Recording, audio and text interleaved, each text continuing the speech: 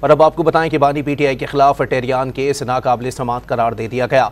Islamabad high court के larger bench ने 2 जजेस का सुनाया जाने वाला फैसला दुरुस्त करार दे दिया है। मजीद जानते हैं डॉन न्यूज के नुमाइंदे उमर मेहताब बर्नी से। उमर बर्नी, अपडेट कीजिएगा।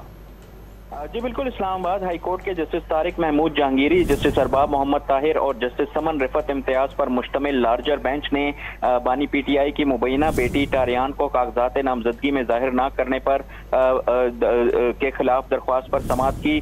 दौरान समाअत जस्टिस तारिक महमूद जहांगीरी की जानिब से रिमार्क्स दिए गए कि इस फाइल में एक बंद लिफाफा है, वो खोलें।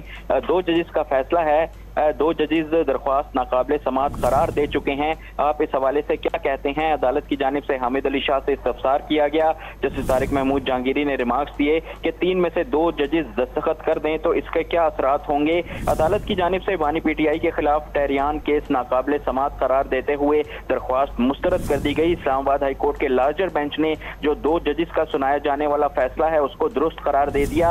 इस हवाले से आपको बताएं तो गुज़िश्ता साल ये केस जो था वो एक और लार्जर बेंच के सामने लगा था, जिसमें से 2 जजेस ने जो है इस दरख्वास्त को नाकाबिल समाअत करार देकर मुस्तरद करार दिया था, जबकि जो चीफ जस्टिस आमिर फारूक थे उनकी जानिब से जो है इसको काबिल समाअत करार दिया गया था। तहम वो बेंच जो है वो टूट गया था, जिसके बाद ये नया तश्कील दिए जाने वाला बेंच था जिसने आज इस दरख्वास्त पर समाअत की और इस बेंच ने भी इस दरख्वास्त को जो है वो नाकाबिल समाअत करार देकर मुस्तरद कर दिया है। जी, आपको बताएं कि इस्लामाबाद में मुबैना बेटी टेरियान की कागजात नामजदगी में जाहिर ना करने पर बानी पीटीआई के खिलाफ नाअहली केस की समाअत जारी थी और अब फैसला आ गया है कि ये केस जो है वो नाकाबिल समाअत है। बानी पीटीआई के खिलाफ टेरियान केस नाकाबिल समाअत करार दे दिया गया है। उमर मेहताब बर्नी हमें अपडेट कर रहे थे, आपका शुक्रिया।